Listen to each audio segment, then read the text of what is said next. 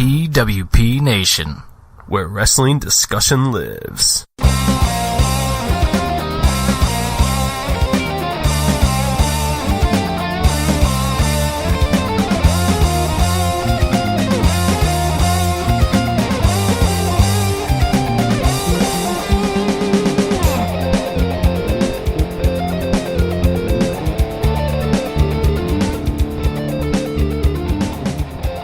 Hey everybody, thanks for stopping by and listening to the first edition of The Card. A really quick introduction before we get going with all the wrestling news from around the world today. And I want to give a quick introduction to me and my co-host today. My name is Wilfred of Wilfred Watches Podcast, of course. I've kind of evolved to being an interview show, essentially, talking to Ring of Honor, New Japan, Brit Rest, lots of really cool wrestling talent and and announcers and referees. So Wilfred Watches Podcast is my baby, but this is a show that will be covering all the wrestling that's great and fun outside of the WWE. This has been inspired by those who cover other wrestling organizations, like Hisame, Red Leaf, Retrocast, JD, of course, and all the great podcasts out there and shows. But we're going to try to touch base on all the promotions that are newsworthy. And I'm doing this with the backing of Jay from PWP Nation, as you hear at the beginning of the show. Really big chance, really cool platform to share with Jay and the Offended Podcast and all the people over at PWP Nation. But it is not just me today talking wrestling. It is my dear friend and very knowledgeable guy with no angle. He has no angle. He brings no agenda. And he is JPQ of the NPA podcast. JPQ, welcome. What's up going on, man? This is exciting, bro. Tell me about who you are a little bit real quick, what you do, and then we'll get into all the wrestling banter. Oh, man. Okay. Well, you can find me at Big Paws on a Pup on Twitter, and pretty much I just tweet silly tweets about any and all types of wrestling. Currently doing the No Particular Angle podcast, where we look out at different storylines over different promotions and just kind of project out what could or might happen, what we'd like to see happen, as well as look at the industry as a whole and where we think the industry is headed short-term, long-term. Excited to be here, man. Big opportunity to talk a lot about different types of promotions that people really don't spend a lot of time talking about. Yeah, it's a good way to put it, man. There's a lot of really, really good wrestling shows out there and podcasts, and what we're going to do with this one is we're going to touch base on some of the programs and organizations you may not be totally familiar with yet. We're going to give some results, we're going to give some ideas and coverage, so you can kind of learn with us. We don't know everything. We're still learning as well. Every day is a learning process, so we're gonna share that together with you, and I hope you enjoy the program. And we're gonna do this each week, or each episode, I should say. We're gonna give you a running order of the card, and the running order of the card on this inaugural edition. We're gonna touch base on New Japan, the New Beginning shows. We're going to touch base. We're going to talk about Sapporo shows. We're going to talk about the Osaka shows. New Japan runs events basically a couple times a month or once a month. And we are going to give you some information on that. Then we're going to hit up Stardom. Stardom is a Japanese women's wrestling organization that's absolutely amazing, enthralling, fantastic pro wrestling. We're going to touch base on Stardom. Lots going on. We're also going to touch base on Ring of Honor. Ring of Honor is, of course, a very major player in the American wrestling scene. We're going to touch base on Pro Wrestling Noah just a little bit on Progress and AEW, which is, I think, JPQ, AEW is going to be higher on the running card later this year. Oh, yeah. So let's get into New Japan Pro Wrestling.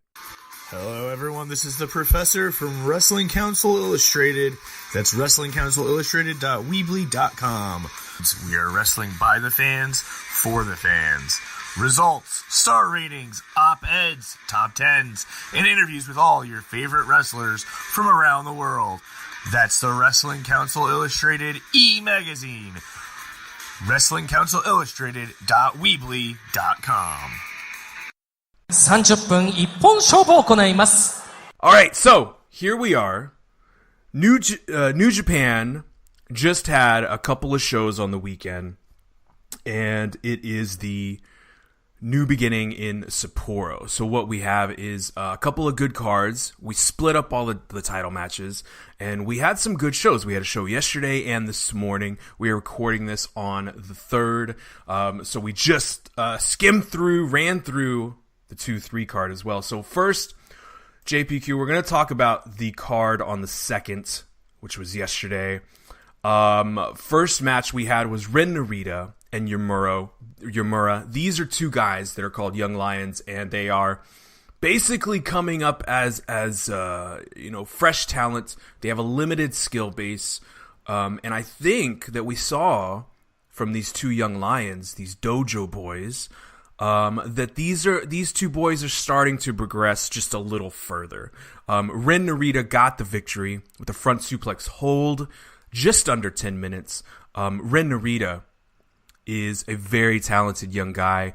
When you look at all the stars in New Japan, Okada, Tanahashi, Hiromu, these guys all started with black pants, black tights, cut hair, no makeup, no gimmick, nothing. And this is the stage that these boys are at right now. And I'm a really big fan of Narita. He looks like a future junior title contender. JPQ, did you get to watch this match, and what do you think about Ren Narita right now? I did, and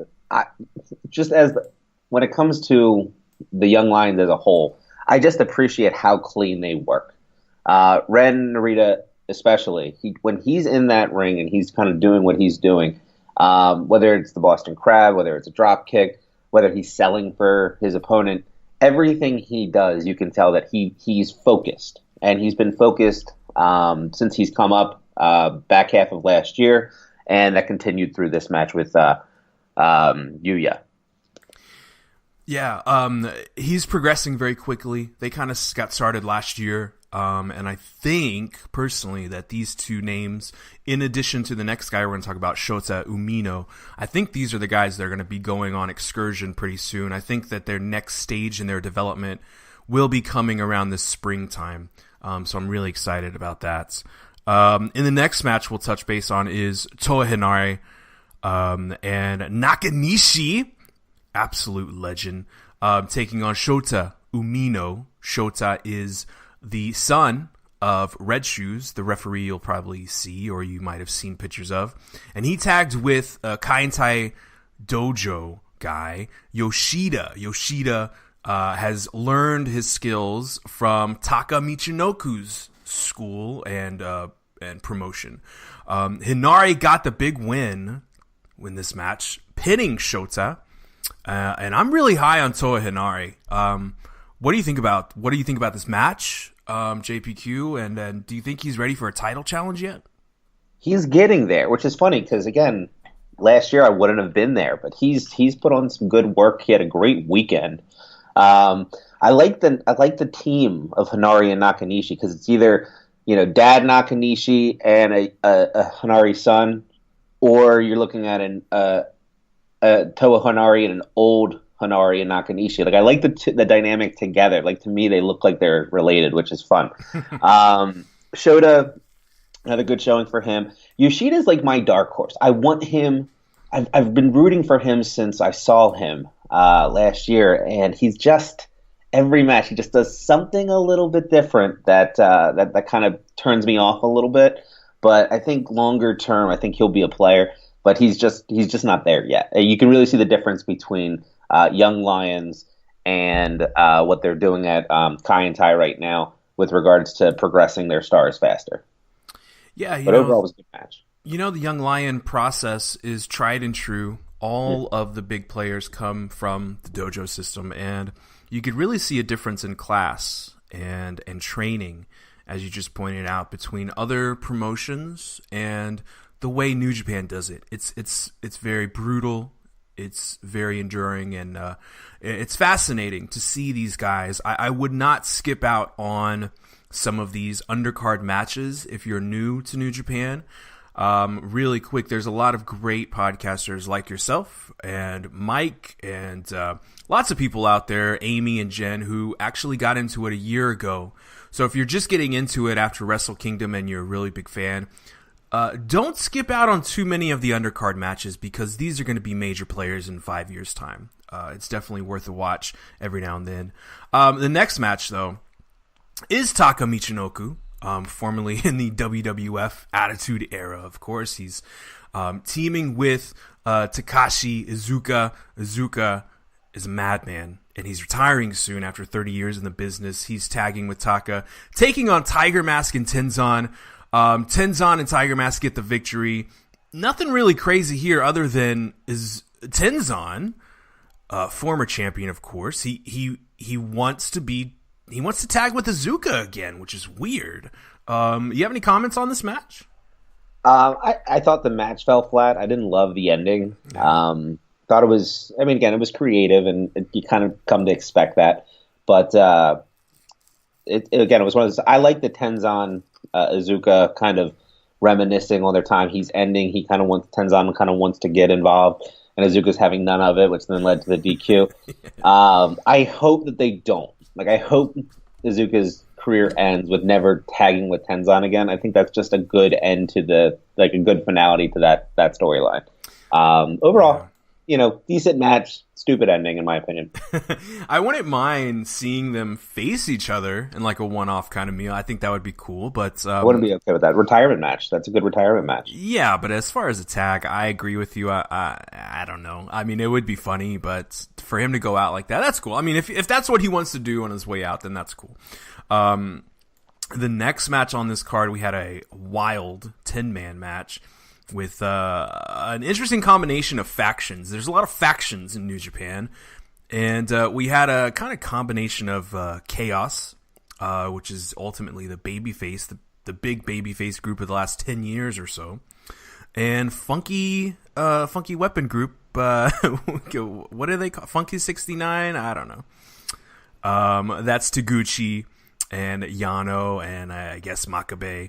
And then, of course, Hanma and Yoshihashi. Yoshihashi recently returning after a nasty little injury he had before the Wrestle Kingdom card. And they took on the reincarnated Bullet Club of Tamatonga, Tangaloa, Yujiro, Chase Owens, and Taiji Ishimori. This was fun. I really expected Tangaloa to continue his dominance and get a lot of pinfalls, but we got a little switch here. In this match, we have a lot of different titles in there, and we had some 6-man tags. We have Yano, Honma, and Makabe. Or no, right? Yeah, as 6-man tags. I don't like 6-man tags, honestly, but they're the champions right now, and that's fun. Yano seeing a belt. Yano got the schoolboy roll-up over Yujiro, which was cool. Tamatonga continued his good guy mood swing, I'm going to call it, because I don't see it as permanent. And it's really fun to see Taguchi and Taiji. I think they're going to have a hell of a match in a week's time. What did you think about this match? Yano wins, so obviously it's a 5-star, right? Right. Yeah, absolutely right. Anytime Yano can get a W for his team, I'm in favor of that. And I love the work that he does. When you have a 5-on-5 like this, it's going to be a cluster in some form or fashion. So it was what it was. What I really enjoyed, and kind of what my takeaway from this match is that it was a marketing piece for Ishimori Taguchi. They didn't touch each other a lot, but when they did, they were sprinting around that ring. And I, for one, that was what I felt was the most important part of this match. It was a nice teaser of what we're going to see next week. The rest of it is what it is. It's a 5-on-5. Is Taiji and Taguchi the best the junior division has to offer right now? Or are we a little thin on that department? What do you think? I don't know if we're thin, because I think you can always bring people in, and that's what makes juniors so much fun. But I do think it's one of those things where Taguchi Taiji makes a lot of sense for his first real title defense. Now that since he's won the title since Wrestle Kingdom, so again, I'm okay with that being the matchup to start. But again, you got to remember Taguchi really wasn't doing much last year, so you kind of have to reintroduce him, and they've been doing a good job of that. And I think a little teaser this week for next week goes a long way to get people invested in that match, because Taguchi can go. It's just we've only seen him in comedy spots really through 2018, if at all. So giving them a little bit of a taste of what's going to happen, I think is a win. Ultimately, I think that you got to split up. You don't have to split them up, but you have to split up. You got to get Desperado away from Kanemaru and let Desperado and Ishimori battle it out through the first half of the year. I think that's the mark. You hit the nail on the head, man. I haven't even talked to you before we recorded in regards to this, but that is definitely a spoiler for tonight's card that I wanted to touch base on and my theory I had. So glad to know that we're on the same page with that. So the next match that happened yesterday was a big 6-man tag with Desperado, Kanemaru, and Taichi versus Shingo, Bushi, and Tetsuya Naito. Last year, real quick, if you're a casual fan, you're new to this, Desperado and Kanemaru basically held the junior tag titles like all year, which was highly impressive and very fun. They are challenging the next night against Shingo and Bushi for the junior tag titles. And Taichi and Naito are the main event for the next night. Taichi got the pinfall over Bushi in this match, but we got to see more of the mask versus mask teasing between Bushi and Desperado, which would be highly intriguing, and I'm really hoping it goes that way. We also saw Naito and Taichi really being kind of cordial for a little while, which was really interesting going into tonight's card. Taichi holding the rope open for him, and he's been nice to an extent to Naito, very respectful at times. But Taichi, very deceptive, got the pinfall over Bushi, and really, I think this is a great lead up to tonight's card, which we saw.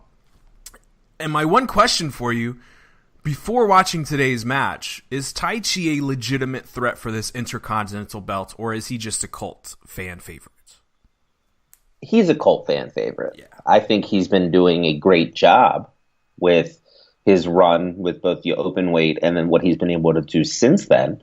But ultimately, dollars to donuts here, he's a glorified jobber.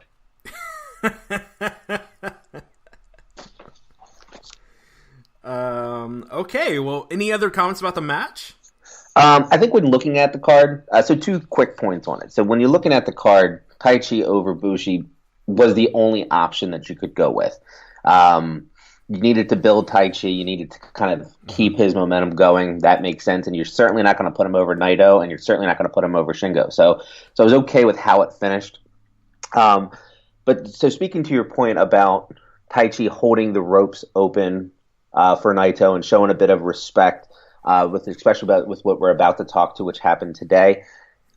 It's the reason people need to be watching New Japan, watching all their shows. I know there seems to be a lot of like doubling up and 6-man tags, but there's stories within stories, and there's stories within matches that bring different layers of intrigue to these storylines, and you really miss a lot when you don't watch. They don't put on a lot of shows, but when they do, you really want to focus in on all the little things that are happening, because the story's in the details, and they do a very nice job of that. It's very detail-oriented, and that's a great point you make. So in the next match, we got to see the next 2 matches. We got to see singles competition between the heavyweight tag champions and the challengers. So in the first one, we got Sonata. Sonata is tagging with Evil and the heavyweight champions right now in Los Ingobernables. Sonata fought Minoru Suzuki. This was crazy. We got to see Sonata put the Paradise Lock on Suzuki. We got the big thumbs up from Milano. Milano, of course, was the carrier of that hold. He made that hold very famous. Milano now a commentator for New Japan World on the Japanese audio side. So Sonata paying homage to Milano. And that's the last thing you do, wouldn't you agree? To do to Suzuki is to embarrass him. And so then what happened after that, JPQ? We got basically Suzuki going madhouse on him. Right, he paid the price. Yeah, so tell us about that match right there. So I really enjoyed this. For me, this was the match of the night. Absolutely. Going into it, I actually thought Sonata was going to win this match. Knowing that Zack and Evil were up next, I thought the momentum was going to stay with Zack and that we were going to see Sonata begin to shine. Now, we know that that's never going to happen, it seems, because they don't like to push Sonata the way I want them to. But with that said, there was a good story in the ring. So you get the Paradise Lock, you get the embarrassment, Suzuki snaps, chairs, holds, punishments, just completely cranking on every joint that Sonata has, and then wins it on the pile driver. Of all things, like I'm watching this match and it's just I like the Gotch style power driver, but I don't see him finishing with it as much as I like him to. And usually because it breaks down into chaos and there's some weak pin somewhere else by another person. But so for it to be a nice clean finish at the end with the Gotch style power driver and kind of cement himself as like going into tomorrow, everybody's going to die the way Suzuki does. I was all for it. I thought they told a nice story. Sonata played his role well, sold it awesome, and really set up some nice things to happen later. You're absolutely right. This was my favorite match of the night, and it actually was so good personally to me that I was almost not paying full attention to the Evil and Sabre match, which was next. I was pretty satisfied with Suzuki winning because then that could tell me the story that Evil is probably going to beat Zack Sabre Jr. So part of an aged fan like myself, I kind of thought, okay, he's going to win somehow. So it kind of took away a little bit for me, but it was still an amazing match. Evil and Zack Sabre Jr., Battle of Halloween, basically. We've seen that Zack Sabre Jr. really hates Halloween and dress up, and Evil is basically Hot Topic personified. So really good match. Evil won, and I was really excited for the match today that happened. I don't have any really big takeaways from this match other than, of course, you're going to get Zack Sabre Jr. doing some crazy pinfalls and just kicking his head and just, dirty stuff. It was a good match. It was a fun match to get ready for the big match. Any other comment on this one? The only thing is that if you haven't seen Zack Sabre Jr. yet, if you look at these two pictures, you don't really know who they are. Very big person in Evil, very small person in Zack Sabre, and so the outcome looks like it should. But you watch the match, the type of leverage that Zack Sabre Jr. can put on an opponent can't be understated enough. Like, he is so good at making it look like somebody's in pain that it's just a lot of fun to watch. And we had a main event match of Tanahashi and Okada. These are the two icons of the past 10 years or so, and they've been dueling and fighting for some time. Tanahashi, of course, the ace of the universe, and Okada trying to reach that level essentially this whole time that I've been watching, at least for the past 7 years. And they are tagging up because they have a common enemy in Jay White and Bad Luck Fale in this match. Wow, dude. How about it? This match was buku crazy. We got to see, and I saw it on the Road 2 show, so I'm really glad we got to see it again, but we got to see the Okada Tombstone transitioned into the AJ Styles clash by Tanahashi. Tanahashi loves him, of course. Mm-hmm. And then we got to see the big elbow drop, very Young Bucks style, kind of like Old Bucks, but in a way. But this was a really, really exciting match. But my gosh, when Jay wrapped up Tanahashi in what looked like a reverse kind of inverted figure four kind of maneuver leg hold, I thought, well, this is interesting. This is new. He's going to focus on the knee a little bit, which was cool. But then Bad Luck Fale knocked the F out of Okada, and I said, is this how it's ending? And by God, John, we saw Tanahashi tap out. Dude, what was your reaction to that? It was incredible. It was awesome. And so Jay White came out and he calls that the Tanahashi tap out. Yeah, backstage promo. Yeah. Backstage promo, they're asking him, what do you call that match? And on the fly, Tanahashi is a bitch. And then he says, Tanahashi tap out. And you see the light just spark off. Boom. TTO. So good. And I love the fact that it's a nice throwback to really a reversal. It's a counter of the figure four. I mean, that's really what it is. It's nothing more than a figure four rolled over. Mm-hmm. And so for him to not only then name it and now make it part of his skill set, make it a finisher on top of that, and then utilize it against the guy that you named it after, who has the title that you're going for next week, is so smart. And I think it's going to play a big factor into the story they're going to tell next week. So, I mean, yes, you got the knee thing, but just that type of crank on the leg, when you go up for the high five flow, or high five flow, mm-hmm. It's one of those things where he's just going to be able to utilize it to not get as much of an impact, maybe give himself an extra half a second, and it's going to put Jay at an advantage. And I think it's a smart story to be told. I'm glad they added a submission to his skill set here. Yeah. And it sets up. They're setting it up nicely. Huge win for Jay. I mean, that's a notch on the belt. Huge. That's huge confidence moving into the new year. And as he said in the post backstage comments, he owns Tanahashi now, and that's hard to argue against. You made him tap out. You made the ace tap out. You don't see people like, John Cena. You don't see people like these icons tap out, and that's a big one. So we go into the card today, the February 3rd show. We're gonna skim over some of these matches. I want to get straight to the 5th match on the card. Because I want to touch base on Jay White again. We had a 6-man tag: Chase Owens, Bad Luck Fale, Jay White versus Yoshihashi, Okada, and Tanahashi. So kind of a chaos dream team in a way. And I just want to really point out quickly that Yoshihashi had an amazing match, and he almost won it. And I want to point that out because the fans were crazy for that. They were hot. They were on their feet. They were shouting and yelling. Yoshihashi was getting in a lot of offense, and he looked like he might just sneak a win over Jay White. He did not prevail. Jay White did end up getting the pinfall, or get the tap out, and he basically made Yoshihashi tap out. So it's the YTO tonight, I think. What do you think about Yoshihashi, man? I'm kind of feeling let down, but I'm not too surprised that his return has been a little lackluster. I'm starting to think that maybe if they do pull the trigger on this mole thing, maybe he would be the best fit, even though I don't want him to be the mole. But what do you think about this? Jay White making Yoshihashi tap out and Yoshi's return.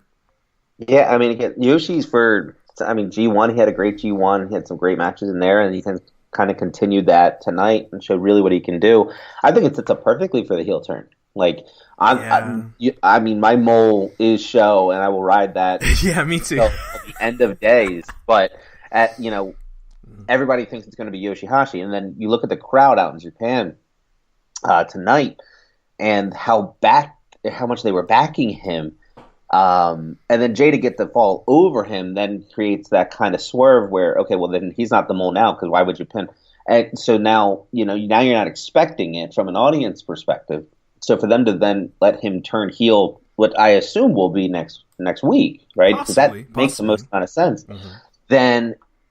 Then you get, then it sets up nicely. So it was a good performance by him. It was good showing. And yeah, I'm totally okay if that's where they're going to take this story. Happy for Yoshihashi. Happy for Jay. Thought that was a good spot for him. Not the way I saw it going. I thought we were going to see Bad Luck get some momentum this time around. But they're really protecting Okada the last couple nights. Yeah. Really not putting him in the position to either win or lose, and they're just kind of letting him sit there. which people will look at as like, well, it's Okada. He should be doing more. But, the stories really aren't about him right now. Right. So they're not hurting him. Well, if he got a win, it wouldn't really fit. It would create a wrinkle in the story, because the story is that I think that Jay, he finished him. He beat him at Wrestle Kingdom. There's the story there. And then his redemption will be coming soon. So I wouldn't want to do anything with him. I think they're doing it right. But we need to get to the next match, and that is the IWGP Junior Tag Championship match. Shingo and Bushi taking on Desperado and Kanemaru. This one, 18 minutes. We saw the title holders Shingo and Bushi retain. My takeaway image from this was the more of the mask teasing between Bushi and Desperado. And as you just touched on a few moments ago, my gosh, mask versus mask. Why not do that? Pull the trigger on mask versus mask. Desperado has his mask taken off more times than you can count over the last 12 months. He even reportedly came back during the Fantastica Mania as his previous incarnation of his character, and then he disappeared again. So I think this is a really good time. Let's split that tag team up of Desperado and Kanemaru. We've seen them dominate 2018 as the junior champs. We don't need to see anything else out of this tag team, and I think Desperado was a perfect addition into the junior singles competition, as you touched point on, and that's my theory. Mask versus mask. We get a new reincarnated Desperado without a mask, and he challenges, Taiji, Taguchi, possibly Hiromu coming back. What's your thoughts on all this? Because I threw a lot at you. But my gosh, like the future is exciting for these four competitors. Yeah, I think that I'm glad that they were teasing some type of mask versus mask or some setup later for the junior tag number one contender maybe, or something like that. Fact of the matter is that without it, this would have just been the match that we just saw three times, and so like I'm glad that Shingo and Bushi won. I didn't think that Desperado and Kanemaru were. It was a better match than I thought it was going to be. Yeah, I've seen agree. it so many times. Mm-hmm. But you can really tell that, Kanemaru has some miles on him. You got to give him a little bit of a break, a little bit more than what New Japan gives their talent, which is more than enough compared to today's standards. But it's one of those things where you have Desperado, you have Bushi. You can always bring in Roppongi to vie for the junior tag titles. Give Kanemaru a break, let him reset, and move Desperado into the juniors because you need him right now. Yeah, it was a great match. It was better than I thought, like you said. I definitely agree with that. Now, the next match we'll get to, Sonata and Evil retain the heavyweight tag titles over Suzuki and Zack Sabre Jr. Now, there's a couple of points I want to make to this. I genuinely, coming into this card, thought that this would be where we saw a title change. So personally, I was a little surprised and I thought this was a good time for Zack Sabre Jr. and Suzuki to change the landscape of the tag division. But we got Sonata and Evil getting the victory. Another brilliant tag team match. It was only 16 minutes, 52 seconds. It was really good. But the key takeaway that I want to say is, one, Sonata needs to shave his beard. They need to paint his face and just go full Muda. Just give him the whole Muda 2019 look. Wow. I really think that would be it. It's his mentor. It's somebody he idolizes. He utilizes some of the same holds, and he even won with the moonsault press. The Muda moonsault. So Sonata and Evil win. I was a little surprised because I thought this was going to be a good time to put them in the singles, the New Japan Cup. But we didn't get that. Sonata wins with the pinfall. And what we were saying before the show a little bit is we got a Los Ingobernables clean sweep tonight. Mm-hmm. And I'm thinking that we're going to see a new faction war as the year goes on.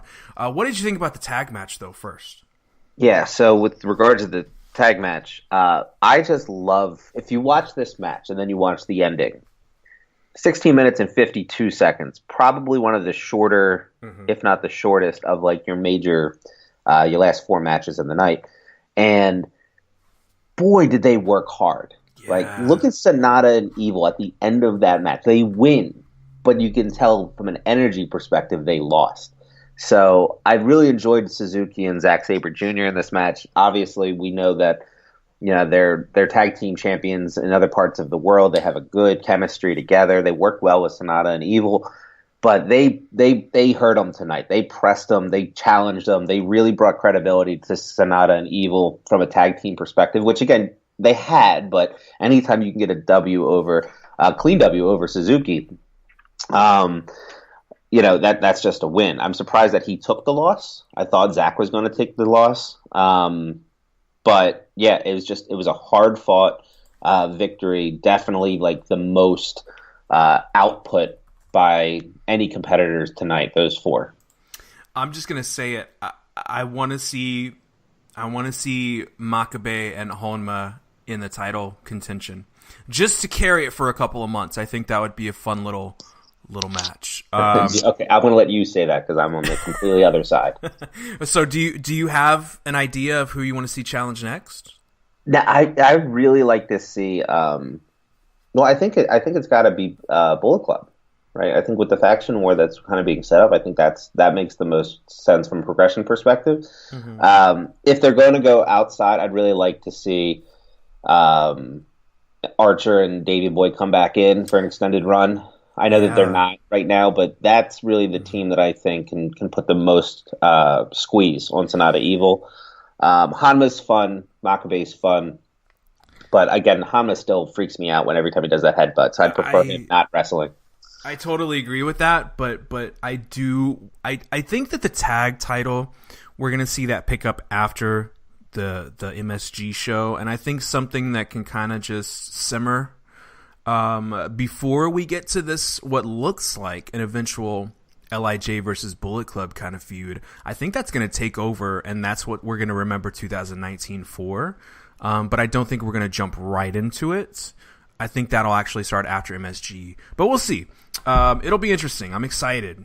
2019's been fun, but we have to get to Tetsuya Naito versus Taichi. A lot of people were hoping Taichi could mix it up. Totally, I feel that. A mix-up is fun, and we got a mix-up and a curveball, as we say in the States, before the match. We got Iizuka attacking Tetsuya Naito as he's entering. Taichi looks on. Of course, this was a plan. This was a ruse. And basically, Naito is knocked out. The doctors are coming out to check on him. What was your vibe when you saw that, JPQ? Well, so it takes me back to the point about last night, showing respect. Yeah.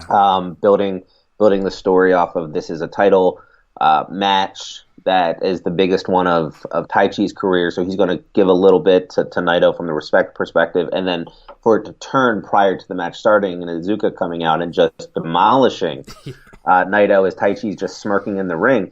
Perfect storytelling. I love the beatdown by Iizuka. I thought it was smart the way they did it. They had 4 guys trying to pull Iizuka off with a ladder. By the way, how funny is that ladder? It's like a little 6-rung, 5-rung ladder that he's beating the crap out of Naito with. Yeah. Just drives me crazy. Something you clean the vents with, but not climb to the roof with. Yeah. Exactly, and he's just annihilating Naito with it. Thought it was well done. The only criticism that I have is that we're so far into the show. They do this beatdown. Naito then is calling for Taichi's calling for the title. That he's the new champ. He mixes it up with Makabe a little bit at ringside and commentary, and it just kind of drug on a little too long for my liking there before Naito eventually came back out. And where the hell was Bushi? Bushi helps Naito back out, but where was he when he was getting beat down? So yeah, some questions to be asked there. But overall, I'm happy with the way it all kind of laid out. It was the moment of the night. It was the story. It kind of eclipsed the match, I think, a little bit. But I did like how they mixed it up at the beginning. I do like it. I feel you where you said it went on a little long. It felt a little long, but it was intriguing to me, and I liked the direction. I didn't really like the on-screen appearance of, the acting president or the chairman, whoever that dude is who does the press conferences. I didn't really like that because I got bad Vince vibes, and I don't like that.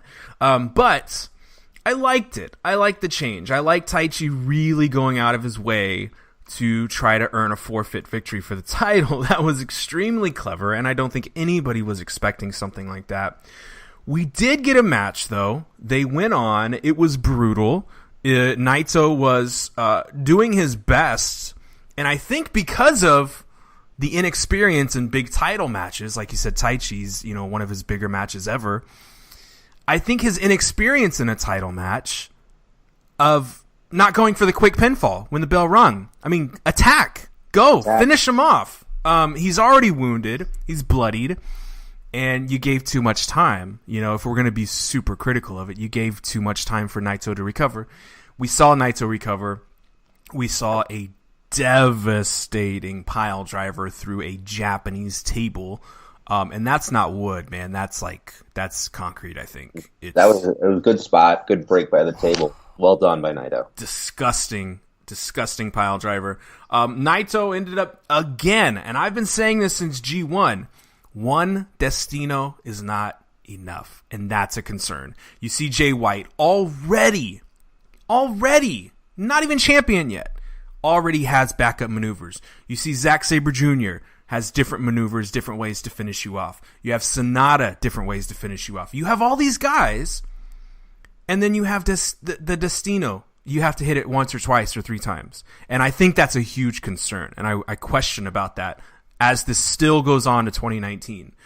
But he has enough. He completely lays them out. We see a Northern Lights, like a bomb, very Misawa kind of, Kawada kind of way. I forget the hold. But he basically dropped Taichi on his head. He hits another Destino. He finally gets the victory. What did you think about the results? Were you satisfied with this? Were you surprised? Were you kind of expecting this? Yeah, I was expecting Naito to win. I like the finish. What makes Naito so great is that he kind of plays the heel. He's this very crafty babyface, right? And so the ending sequence was he looked at Red Shoes, he pointed to the other side, or he pushes Red Shoes. Red Shoes goes into the corner, and for half a second, nothing. As that's happening, Taichi's coming off the ropes. He kicks him between the legs. Yeah, kicks him between the legs, and head hits the first Destino. 2.9 comes out. So that was really smart. Then he gets that side suplex, side L suplex, which then leads to the second Destino, which then leads to the finish. So smart. To your point about the Destino, I think the part that makes me so angry that he can't win off one Destino is the fact that it was the most protected finisher until the 2017 G1 final against Kenny Omega. Since then, it's taken him multiple Destinos to win, and I just don't understand. It's one thing when you're in the G1, back-to-back years against Kenny. It's your time to win it, and he kicks out of it. It's okay when Okada kicks out of it at Wrestle Kingdom, but then to now it be this not as powerful move after it's been built up as years as being untouchable, it drives me up the wall. And to lose but to have Taichi kick out of it, dude, you got to learn something else. If Taichi's kicking out of your finisher, you got problems. So hopefully they're headed that way. And he does have the old, Phoenix Splash or Stardust pressed. Yeah, he doesn't do it, and he only pulls out in big moments, though. And he never wins with it.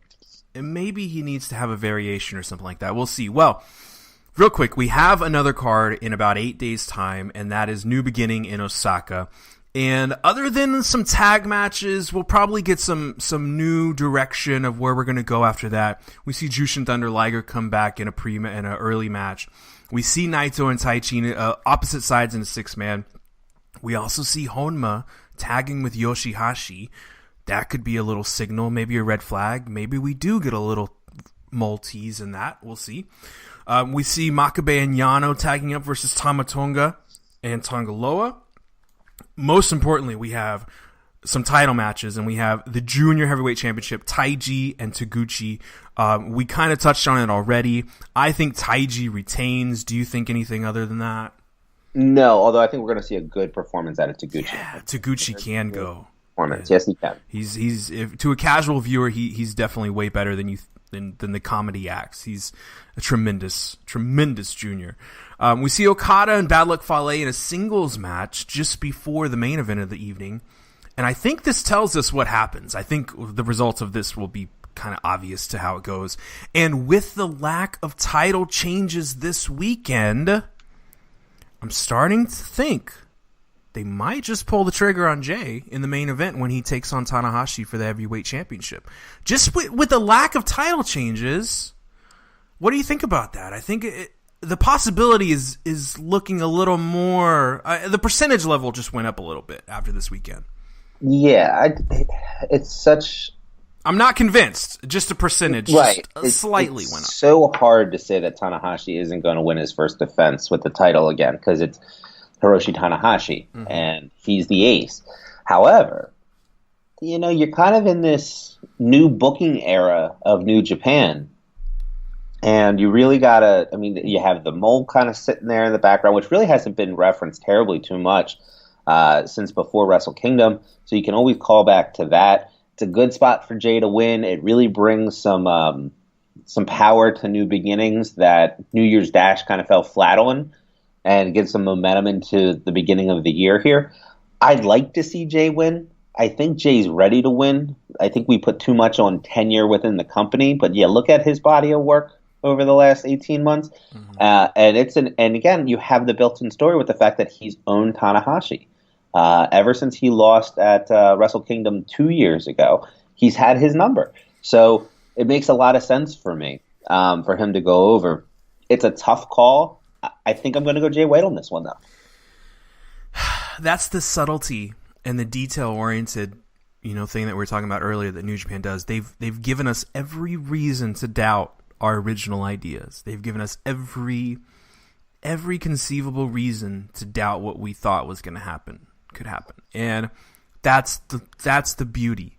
The main event of a card next week for the heavyweight title, and we really aren't sure. And that is why I love New Japan so much, is that we never really know what's going to happen or what direction it'll go.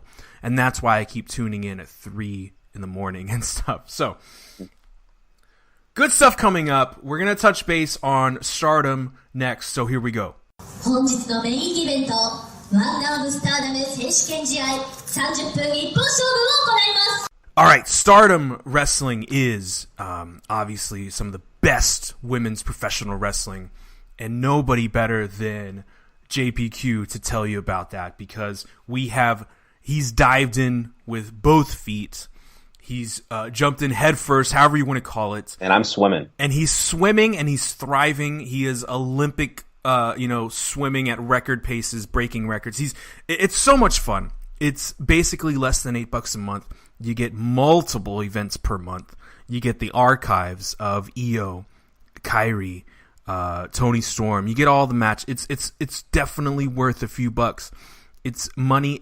Take out one fast food meal out of your month and go spend that money on Stardom. So some of the news coming out, and we'll kind of gently introduce you to Stardom, because there's a lot of other good shows out there and podcasts that focus on this. So we're just going to touch base. Basically, there's a hierarchy of belts, right? We have the red belt, the World of Stardom Championship, and that's held by Kagetsu. Kagetsu is a tenured veteran of the roster. And the red belt is what it's affectionately known as, and she's part of a group called Oro Tai. Forgive me for any, pronunciation. I've been watching for a few months, but I've been a huge fan. Kagetsu is the main dog. And you have the white belt, which is held by Momo Watanabe. And that's kind of like your intercontinental belt. It's your secondary belt. Right, that's your worker belt. That's your worker belt, exactly. And then you also have other groups. You have different factions, much like New Japan. You have different factions. in groups, and you have very young stars being, brought in and getting their dues on camera. You get a lot of young action in here too. And then you see new stars like Utami. You'll see her pictures with all the belts. She's killing it, and she's only like 20 or 21. It's devastating. So some of the news is that we had some shows on the 2nd, which was yesterday. We got a couple of title matches, so we're going to give some spoilers away real quick. Utami took on Alex Gracia from the Texas region. She's over there doing some Stardom right now. Utami retained the title in the... where is that match? That was for the Future of Stardom, right? That was Future? I thought it was SWA. Oh, okay. And then we had also the white belt, this is the worker belt. We had Momo taking on Jamie Hayter. Holy crap. Jamie Hayter is an absolute star. When she's in that ring, it's so natural, so fluid, so aggressive. She's from the UK, but she did not have enough to defeat Momo for the Wonder of Stardom Championship, the white belt. So that isn't on the Stardom World just yet. They upload their shows after a few days or a week or so. Some other news, Chris Wolf is also part of the Stardom. She tours over there sometimes. I just want to say a quick mention that Chris Wolf has recently gotten married. So that's very cool. Very big congrats to her. We got some shows coming up on the 17th of February, and we've been hearing, JPQ, about a tease, about a new member of the group Oedo and we're going to find out who that is, because that mystery person, will be tagging with Kagetsu in a tag match. Any ideas or thoughts or rumors or anything you've heard about who the new member is going to be? Well, there's a couple theories out there. For those of you that don't know, Oedo is that's like the heel faction. Right? Kagetsu's their leader, prime minister, and they also have two of the top talents with Kagetsu and Hazuki. I think they're going to keep it in-house with regards to who's being added to Oedo. I think it's one of those things where there's a different faction called Stars. Stars is kind of like your pop. They're like they're your baby faces, but they're super poppy with the way they come out.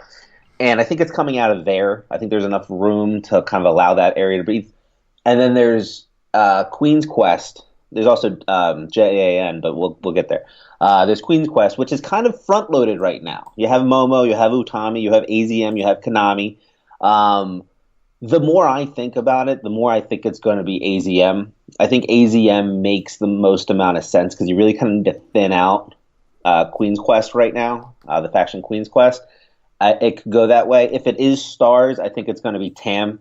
And I think Tam makes her way back to where she started with Oedo and really kind of throw a wrench into to Stars' plans to continue their momentum. So if it's out of Queen's Quest, I believe it's going to be AZM. I'm kind of hoping it is. I've been out that side of it.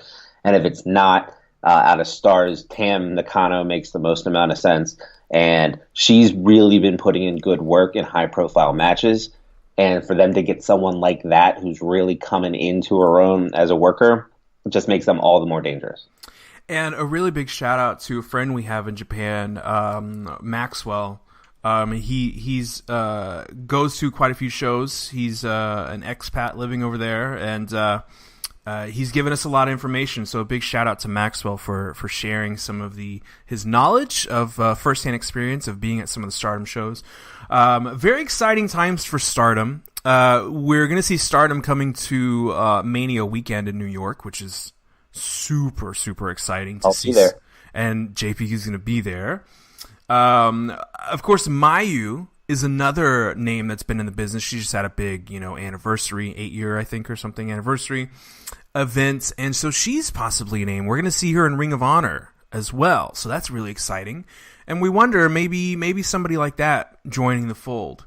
A big shout out to the English Stardom Twitter account, which has been another addition to just making it easier to get into the product.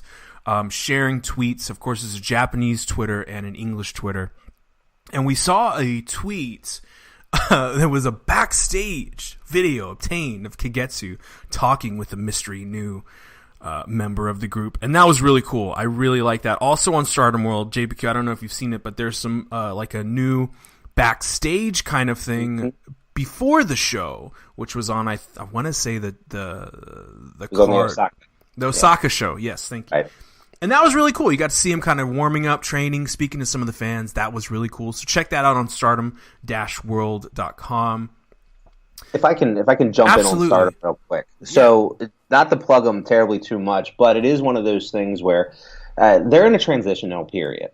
So this is like a perfect time for people to get into Stardom. So everybody's seen kind of the skill sets that can come out of Stardom with Tony Storm, Kairi Sane, Kairi Hojo when she was there. Io Shirai was their ace for a very long time. Mm-hmm. And since those three really have moved on, it created kind of this paradigm where your most consistent wrestlers, your Kagetsus, right, who has the red title, Jungle Kyona, you're probably your best big worker, as well as Konami, who's just super consistent in there. I always call her the Owen Hart of Stardom, where they're just putting on these great matches. And really what they're doing is they're buying their time as their secondary talent gets enough experience to take over Stardom. So you have people laying in wait like Hazuki, like Utami, like Saki Kashima. You have these people laying underneath of them who are going to be at the forefront of this promotion in the next year or 2 years, depending on how fast they're fast tracked or how fast they develop.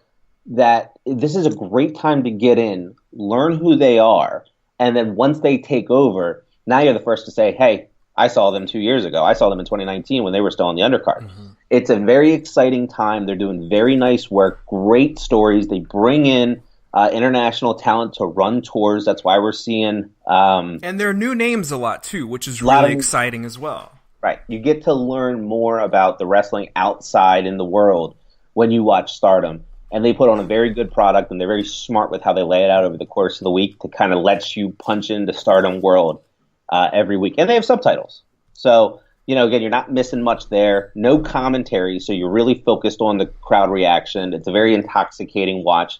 I strongly recommend it to everybody. And just real quick, you'll also see some pre-match promos. So if you're a fan of the 90s WWF like JPQ and I, you get a little pre-match promo before each match, each video, and you get the English subtitles, which really helps out to kind of learn about these characters a little bit more. So there's a lot of really great resources. Please check out the Twitter handle we_r_Stardom for the English translation.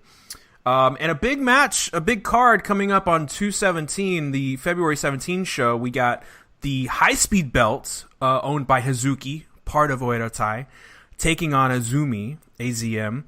And then we get the new tag team member with Kagetsu as well, which we'll find out. And then you've got a big tag match of Momo and Utami taking on Mayu and Arisa Hoshiki. So that's a really good card, man. That's very exciting times. We'd be remiss if we didn't mention Hana Kimura, who is an absolute enigma that you should definitely take a look at. She's got a different breed depending on where she wrestles, different persona everywhere. And another really quick mention before we go to Ring of Honor is the Sadie Gibbs Will Ospreay thing, which is still developing, I think, and we have to touch on it. Sadie Gibbs is a British wrestler who came over on this tour with Jamie Hayter and Bobby Tyler and Alex Gracia from Texas. Mm-hmm. And Sadie had to depart the tour. Apparently, she lost a family member and she returned back home. Seemed kind of innocuous and not really any of our business. But it turned into a Twitter thing where Ospreay essentially really made what seemed like, from our perspective, a private matter into a very public matter. There was a kind of nasty back and forth where Ospreay was condemning her for leaving the tour early, talking about her work rate, not liking Japan, being drunk on the streets, bringing up a lot of stuff that has nothing to do with the inside the ring stuff. And Sadie Gibbs was defending herself on Twitter, and I don't really know what to make about this, but it was really nasty, and it got a lot of coverage. And we even saw wrestlers like Chris Brooks just literally quote retweeted and said "F you" to Will Ospreay. We saw people like the Young Bucks backing up Sadie Gibbs in a comment tweet from the 26th of January. Very interesting development. I don't know if you have any comment on this, but we also saw Ospreay, his Twitter has disappeared. So I'm not really sure. I think it's still developing. I'm fascinated to see what happens, but I think it's very childish and immature. I mean, I'm one to speak, but still, from his vantage point as the never openweight champion of New Japan, I think it was a little immature. What do you think about that? Yeah, it's an interesting story. So I think the biggest question mark out there is, did Will Ospreay know why she was leaving? So his quote specifically was, "I sent 2 messages out to 2 girls going out to wrestle in Japan. I told them that Japan isn't a vacation. This is work, that I don't think they are ready for it. Happily to say, Bobby Tyler from the UK," or Bobby Tyler, who's wrestling in Stardom right now, "has stepped up her game and getting better each match. Keep up the good work." So he's not referencing Sadie specifically, but he might not know why she left the tour. That's number one. So we have to figure out that question, because I think that brings context to the tweet. Not to say that it's a good tweet, but at least it's not as impersonal as, I get that somebody dies, but you're in Japan, so make sure that you're in Japan and commit to your work. So I'm willing to give him a little bit of a benefit until I learn more. Try to play it as down the lane as possible. With that said, where we are in Stardom now, Stardom resets their year at Christmas every year. So storylines begin to change. We get new developments. It's the night after Raw, in a sense, right? It's after Wrestle Kingdom. There's the night after WrestleMania. It's Wrestle Kingdom, right? It's their reset. So they have these fun matches, and they kind of begin to groom new storylines, and they bring new people on the tour. So if somebody needs to leave this time of year, there's more flexibility to do so. Now add in the severity of what happened in her personal life, and it seems like a pretty easy call for Rossi and for Stardom to say, yeah, go handle your business back at home, we'll see you when you get back, type of thing. So I think it's a premature tweet by Will Ospreay. I think Sadie defended herself, she handled herself very well, and it's nice to see the outpour of support from very big name wrestlers coming to her defense. And, it just might be one of those things where Will Ospreay looked at that and said, you know what, maybe I was a little bit more reactive than I needed to be. I'm going to take a step away from social media for a while and kind of reevaluate how I'm going about social media. So it'll be interesting to see the way it plays out, short term, long term. But I think overall, you watch Sadie Gibbs in Stardom; she's very talented. She stood out to me, dude. Yeah, she really She's stood out. Gymnast. She goes over the road. She does good work. She's got a title match coming up, which we'll get to. And it's one of those things where I think he put the cart before the horse a little bit. And they'll get over this and move forward with both their careers just fine. Stardom is lots of fun. Jump on board. Check it out for a month. You will not be disappointed. And let's go back to the States and talk about Ring of Honor. ROH.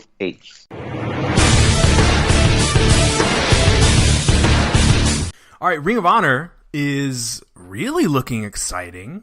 It's kind of a bittersweet kind of feeling.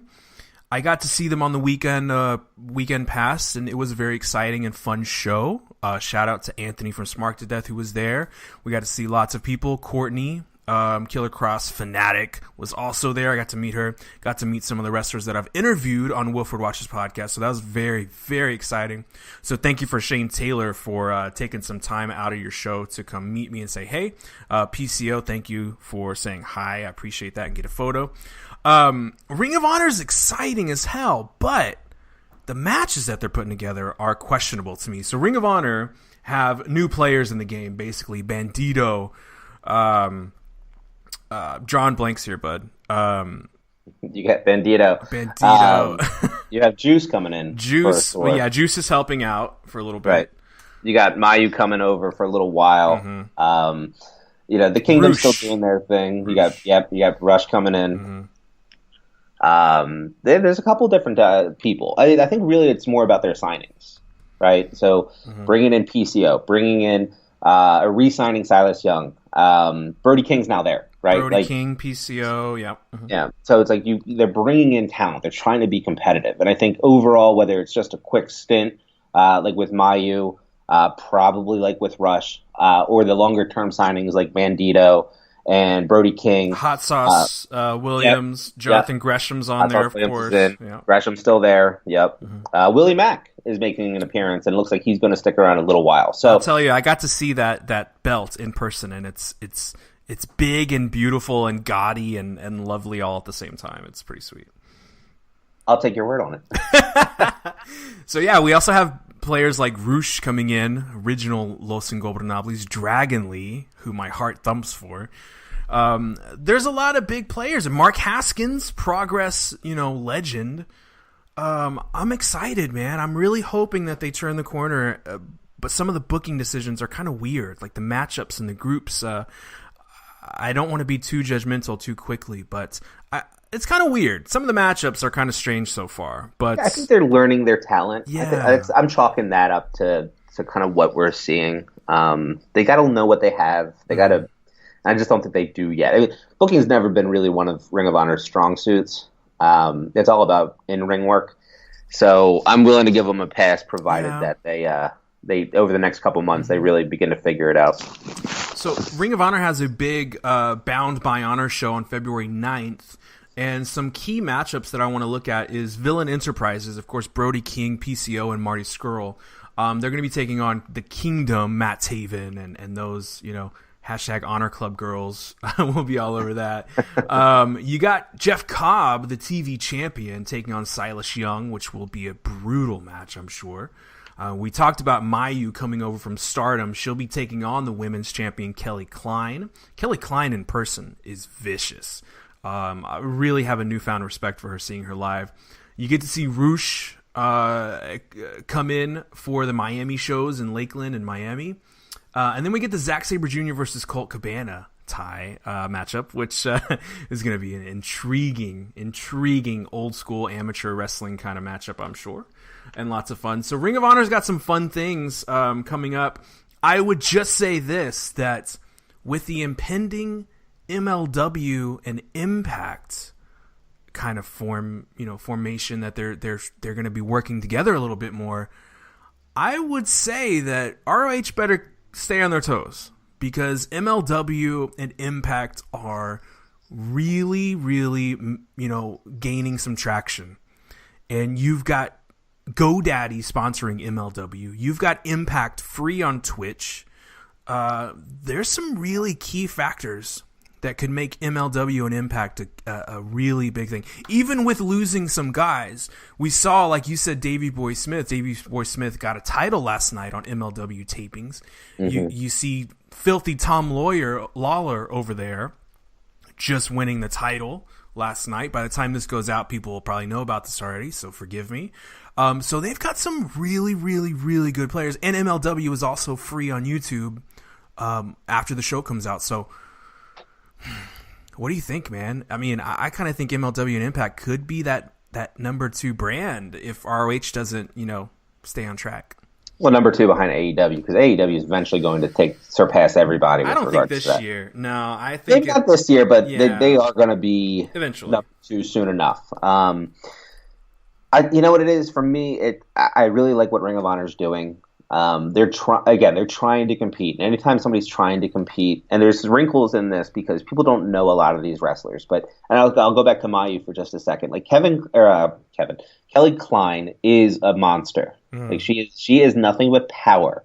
And you bring in someone like Mayu, even on a short-term basis, to just work stiff with her. I think it's going to do a lot for that division. And in my opinion, it's the weakest division in all the women's promotions. It's a little light, it's light. Mm-hmm. And so Sumi kind of did her thing.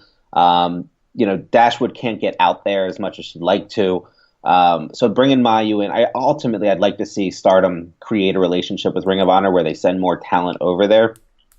Mayu's a great start. Mayu works stiff. She works hard. She's got a great skill set. She's got probably the best dragon suplex over the last 6 years in wrestling, in my opinion. So I'm excited for that match. Ultimately, I think the death nail for Ring of Honor with regards to being competitive is the relationship between Don Callis and Chris Jericho. And I think we're going to see a lot of talent being traded in the longer term sense between Impact, MLW, and what will be AEW and some of the glorified matches that they're dream matches that you're going to be able to get out of there. For me, I like Teddy Hart. He's got that. He's not the best in ring, but he's got this aesthetic kind of athleticness to him that just makes it pretty to watch. And I think the New Heart Foundation is something that's exciting. People don't seem to really give them as much. I mean, they got Brian Pillman Jr., they have Davey Boy, they got Teddy Hart. So that's a great faction to pay attention to in MLW. MLW is on Fridays at 6:05 on BN Network. If you don't have BN, they put the show up live unedited. So you get a longer show on YouTube on Saturdays at 6:05. Kind of keep that Saturday 6:05 kind of alive from WCW days. And you got Tony Schiavone on the mic. So they're doing a lot of good work. Interesting to see kind of what happens with them with regards to now the Lucha Bros leaving and how that's going to play out with regards to how well are their contracts built to where wrestlers can get out of them. Because if they can and they can make more money somewhere else, that could be a sticking point for them. So we'll just kind of have to wait and see on that. But yeah, I think Impact and MLW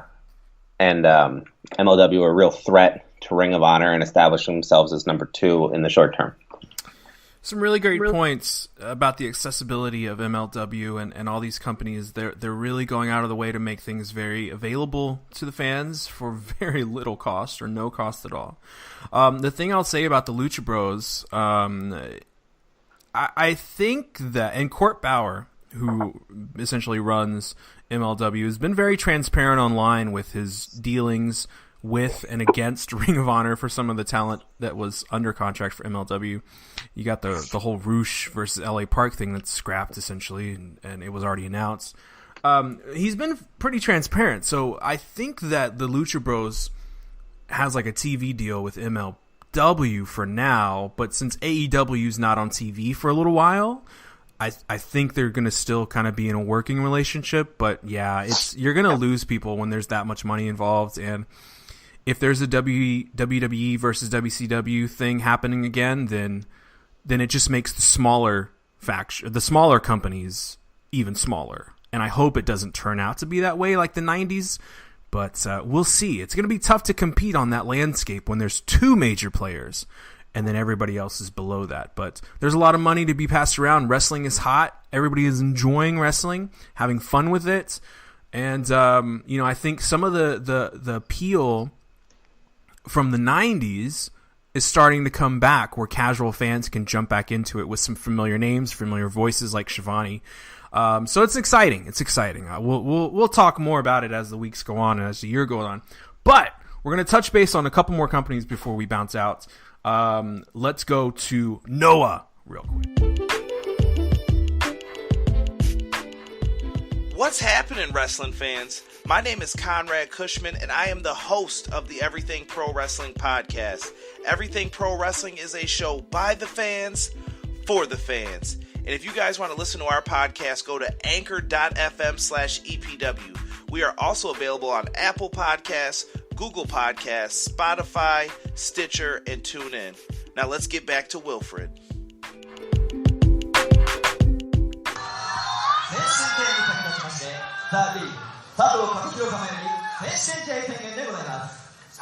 All right, Pro Wrestling Noah is arguably, for my money, the second best Japanese wrestling organization out there right now. They've been through dark times, they've been through some bad times, they've been through some mediocre and good times.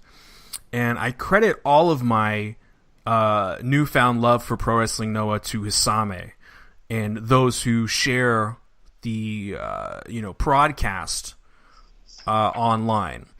It's broadcast on Samurai. It's basically broadcast on free TV, similar to like Ring of Honor at times, and people can re-upload them. They're free on Samurai TV for the most part. Hisame at HI5AME on Twitter has she devotes her life and all of her free time to translating a lot of the news and interviews and information and recaps for the Noah shows. So she's really made it a very enjoyable experience for me to come back into a new brand at 30 plus years old. And Noah is exciting right now. Noah is thrilling. The wrestling is absolutely phenomenal. Some really fun characters, really cool players in there. And I just want to touch base, but please check out Hisame on Twitter for all the relevant information. She's got a wicked newsletter that comes through my email and keeps me up to date with everything, which is a huge benefit. I will say some of the Noah news is that they have new owners this past week. And this is going to really be interesting because the one glaring flaw in Pro Wrestling Noah is that they don't have a streaming service. And it's detrimental almost. It's very difficult for people to get back into a new brand or get into wrestling when it's hard to find. So hopefully we can finally get a streaming service in the near future. New owners in charge.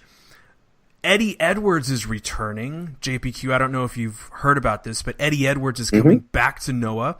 He's going to be teaming up with Kotoji, who's essentially he's the guy with the pink cape you might have seen. So he's they're going to be known as the Die Hard Revolution. They're going to be coming back. So Eddie Edwards is a name you know from Impact, TNA, and Ring of Honor. He's coming back. We've got new tag team champions this week. So some titles being changed. And, of course, the champion right now, who he won at the turn of the year, is Kaito Kiyomaya. He is basically a kid. He is the youngest Noah champion.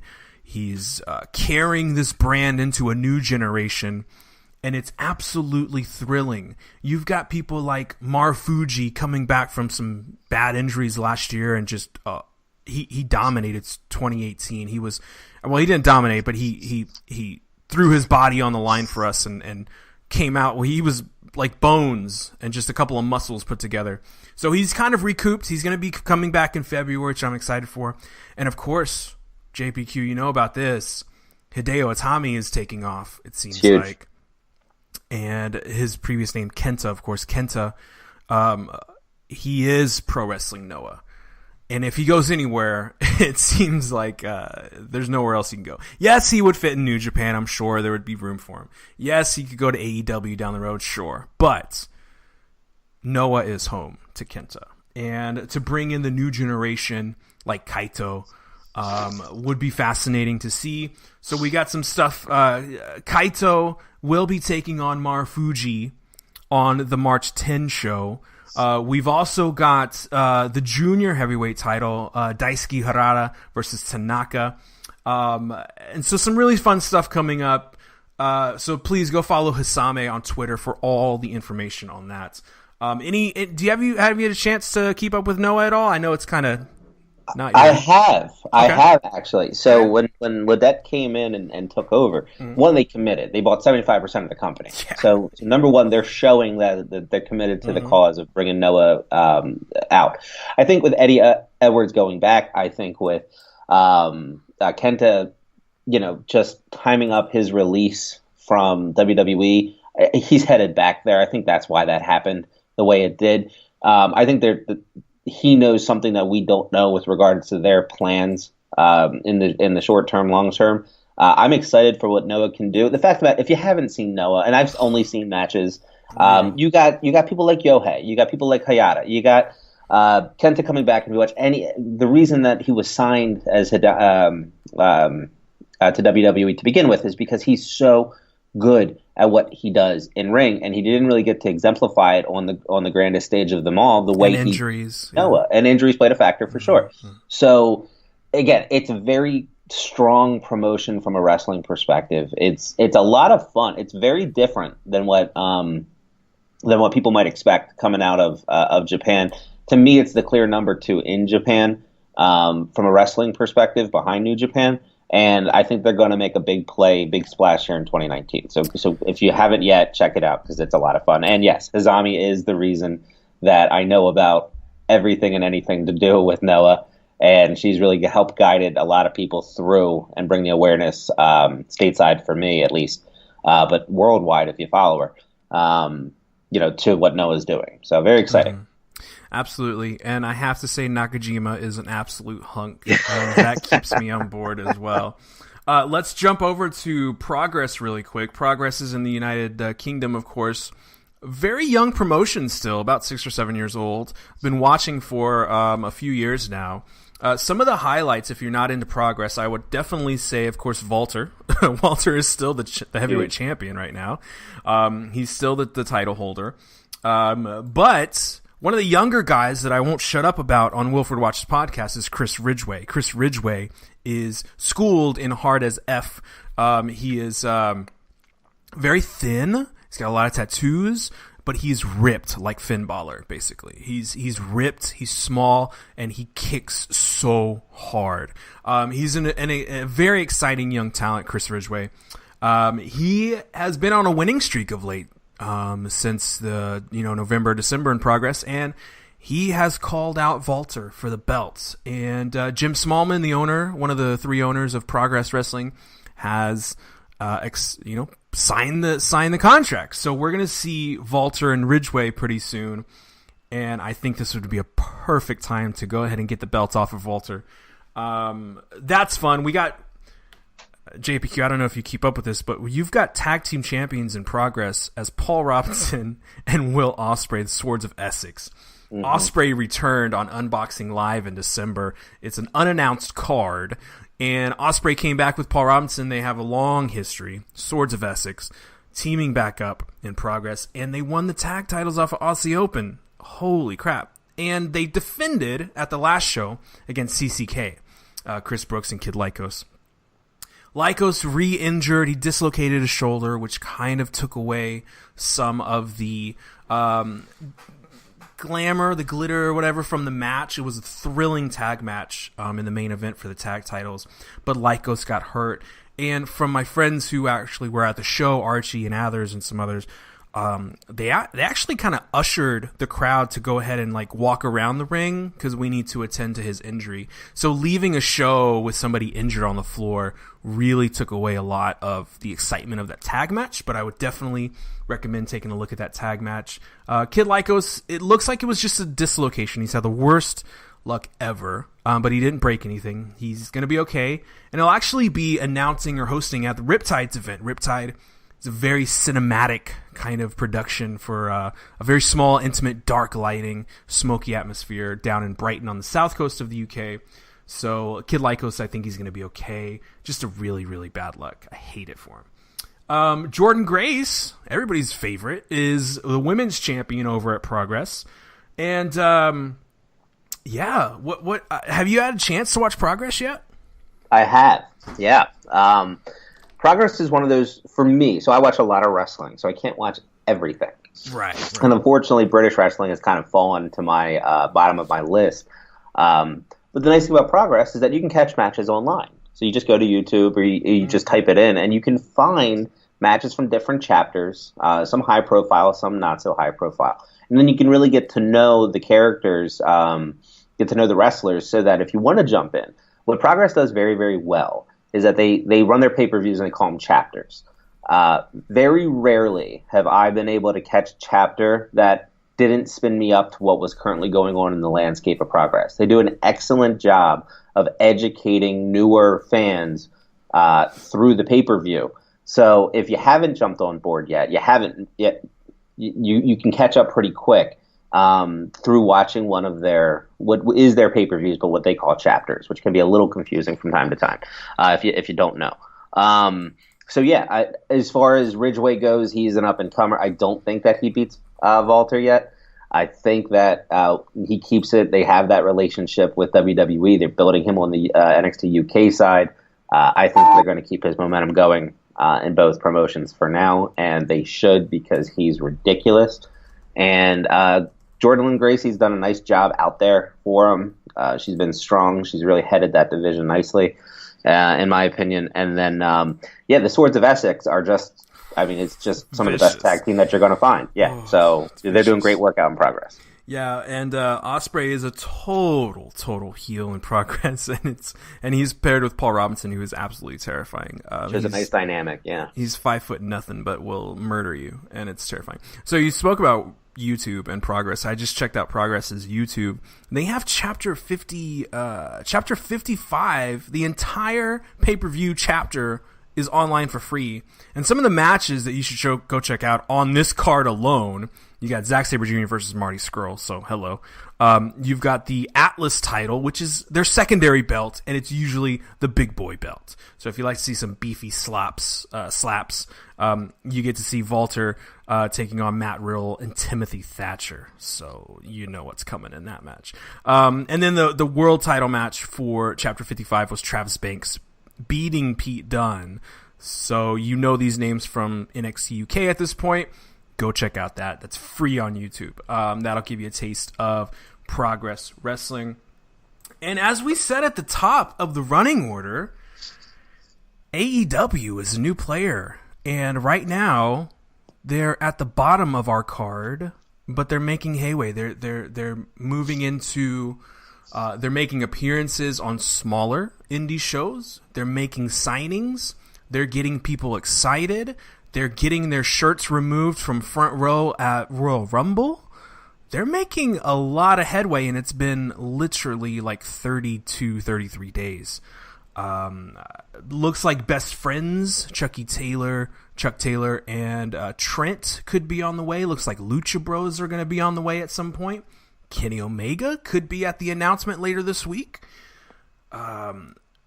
AEW, man, just you want to make a quick comment about that? Because I know how people are like, everybody calm down. Everybody, sir, please calm down. That's what a lot of Twitter's telling you.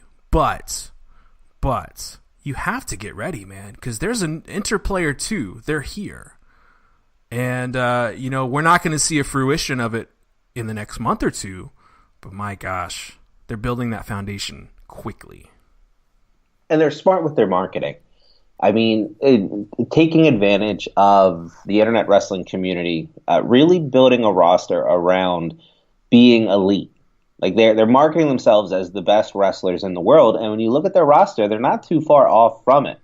So they're doing a great job with regards to that. And then I do believe that they will be able to keep the momentum all the way until May when they have their first show. I think that with how the success of All In, I think with them going into some of these indie promotions, I watched Come Hell and High Water on over the weekend, and then they popped in there. They're going on indie shows haphazardly right now. They're signing good talent.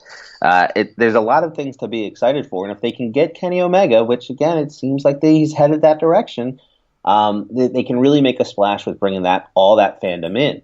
For as much as people want to tell fans to calm down about it, at the end of the day, we haven't had this much buzz around a new promotion in a very long time with this type of backing financially. So it's exciting for wrestling in general. And I have a hard time processing why people, compare them to WWE, because you can't compare anybody to WWE. But then on top of that, why we find it critical, right? Why are we critical of a company that hasn't even put on their first show yet, but then has the roster that they do? So just let it play out. Let people be excited. Check it out. Enjoy it when it comes, because you might find something. It might tap a resource or it might tap a fandom that you didn't know you had. And as the months go on here, I just expect it to get bigger and better because it's trending that way. AEW's definitely got a lot to prove, and a lot of the criticism is somewhat valid. But we are also, which I think has not really been talked about too much in societal terms, that we're in a very I win, you lose mentality in society. And it's dangerous. And you see that because it's bleeding into professional wrestling a little bit. But still a lot of time to come. It's going to take a while to get everything put together. I'm sure they'll have 1 or 2, maybe 3 events, maybe a TV deal by the end of the year. But I don't think they're going to be a major player yet. But they're definitely building that foundation to be. and it's not a I win, you lose situation. There is a lot of room for everybody to play, but we'll see how the landscape of wrestling hierarchy goes in the United States over the next couple of years, because there may be room for everybody, but the way that the money is distributed could be a factor, because if it's top heavy, like, kind of like the Spain football leagues where you have Real Madrid and Barcelona bossing the money, then you have a really, really crappy bottom card. And I don't want that to happen to the American indie scene. I don't think it will. But anything could happen at this point, because we are in uncharted water. This is not WCW. This is not NWA. This is not TNA. This is something totally different, and we have no idea. So it's fair to be critiquing, but there's also nothing to really be critiquing yet. Nothing's there yet. So I would just suggest not to be too overhyped and not to be too critical, because there's really no substance yet other than some names. So just be cautious. We'll see. And I think maybe in a year from now, if we're still doing this conversation, if we're still doing this very fun first edition of the card, they might be like number 1 or number 2 on the pecking order. So we'll see. But really quick, I want to say thank you for this week's for Jay and PWPNation.com hosting the card. Really big thanks to you guys. Aaron over there, Bailey, Justin, I think, Aaron, Jay, some really, really cool people. Bruce Hart, of course, part of the team. Thank you guys for letting us, sit on the roster. Hopefully we can come off the bench and be big players for you guys. So thank you for that. Please check out On The Card on Twitter. We will provide updates about upcoming shows, what the running orders will be. So have fun with that and share with your friends. Let us know about that. Please check out Wilford Watch's podcast for all the cool interviews that we have coming up. John, JPQ, please check out at NPA Podcast, No Particular Angle Podcast, with some really cool coverage on WoW superheroes, which I think we'll be touching on in the next few weeks. And just a critical look at pro wrestling. So JPQ, thank you for sharing a little time with me. Any final words from you, bro? No. Just go out there and experience more wrestling. The more you educate yourself on what's happening in the world, the more passion that you're going to have for what's happening in the ring, out of the ring, from a business perspective. And the more you know, the more you can talk on it. So create the discussion, join the discussion, lead the discussion. That's all I can say about it. It's well said, man. Thank you so much for joining. We will catch you up next time on The Card.